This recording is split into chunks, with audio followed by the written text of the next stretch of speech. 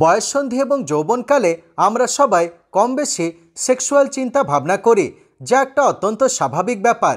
কিন্তু অতিরিক্ত সেক্সুয়াল চিন্তা ভাবনা করলে আপনার শরীর ও মনের ওপর বেশ কিছু কুপ্রভাব পড়ে, তবে এর কিছু উপকারিতাও আছে। আজকের এই ভিডিওতে যৌনতা নিয়ে অতিরিক্ত ভাবনা চিন্তা করার ভালো মন্দ দিকগুলো সম্পর্কে সংক্ষেপে আলোচনা করব। আসুন সর্বপ্রথমে খারাপ দিকগুলো সম্পর্কে আলোচনা করে নেওয়া যাক। অতিরিক্ত সেক্সুয়াল চিন্তা ভাবনা করলে হস্তমৈথুন করার প্রবল ইচ্ছা জন্মায়। প্রতিদিন বারবার হস্তমৈথুন করার ফলে শরীর দুর্বল হয়ে যায় এবং যৌনাঙ্গে চরম ক্ষতি সাধন ঘটে। সবসময় যৌনতা নিয়ে মগ্ন থাকলে দৈনন্দিন কাজকর্ম এবং পড়াশোনার প্রচুর ক্ষতি হয়, কারণ অতিরিক্ত সেক্সুয়াল চিন্তাভাবনা আপনার মনকে অস্থির করে তোলে, যার ফলে কোনো কাজে মন বসতে চায় না এবং জীবনে একটা নির্দিষ্ট লক্ষ্যে পৌঁছানো প্রায় অসম্ভব হয়ে পড়ে।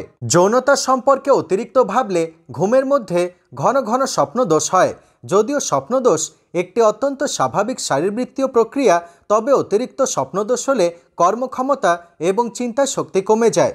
অতিরিক্ত সেক্সুয়াল চিন্তাভাবনা করলে এবং পর্নোগ্রাফি দেখলে আপনার মধ্যে বেশ কিছু কুরুচিকর ভুল ধারণা জেগে ওঠে, যা আপনার মানসিক স্বাস্থ্য ও সমাজের জন্য অত্যন্ত ক্ষতিকর, এবং ভবিষ্যতে বিয়ের পর আপনি বিভিন্ন যৌন সমস্যায় ভুগতে পারেন। তবে সেক্সুয়াল চিন্তাভাবনা করার একটা উপকারিতা রয়েছে, যেটা কোনো মতেই নজরআন্দাজ করা যায় না।